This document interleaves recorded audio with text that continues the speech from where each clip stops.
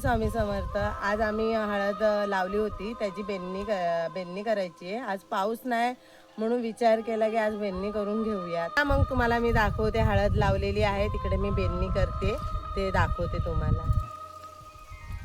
हे बघा, हे बेनलेली हळद आहे. ही हळद लावलेली आहे. हे बघा, ही हळद बेनायची आहे. ही हळद लावून झालेली आहे. हे बघा, ही हळदीची पाने आहेत. चिबूडचं वेल आहे हे चिबूडचं, आणि हे हळदीचं पान आहे. ही हळद लावलेली आहे. आता इथे गवत झालेलं आहे ते सगळं आम्ही बेनतोय. काकडीचं वेल आहे.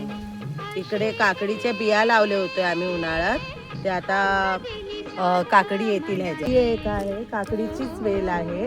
ही मोठी झाली आहे, एवढी मोठी.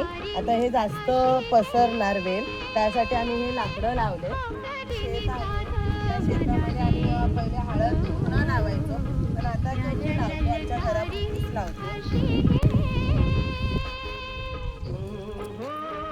गवत काढावं लागतं, कारण ही हळद लावलेली आहे त्याला खाली रोपा, हळदीला कमजोरपणा येतो या बेनला नाही तर बेनल्यामुळे त्याला जोर भेटतो, मग ती हळद चांगली येते.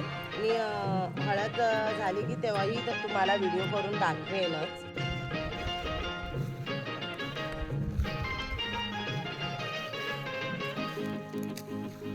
हे नारळीची झाडं लावली आहेत आणि काही ठिकाणी लिंबूची झाडं, तेजपत्ताची झाडं लावली.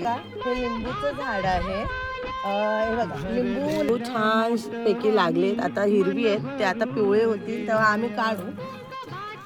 हे झाड जरा हे काटेरी असतं लिंबूचं झाड. हे बघा, तुम्ही बघू शकता. आणि हे बघा, पूर्ण आता ह्याला फुल लागलेत. तिथे म्हणजे लिंबू येणार आहे आणि तिकडे लिंबू लागलेले. जिथे जिथे फुलं दिसतात तिकडे लिंबू येणार आहे. हे तेजपत्ताचं झाड आहे.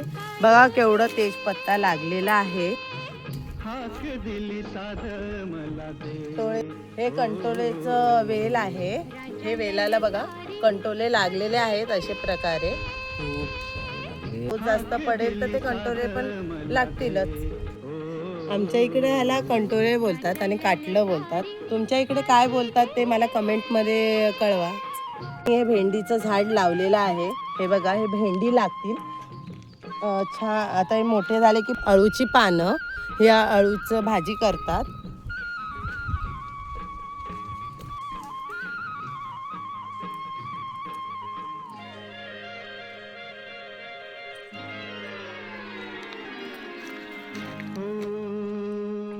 सूर भेटला सुराला झालेला आहे गवत.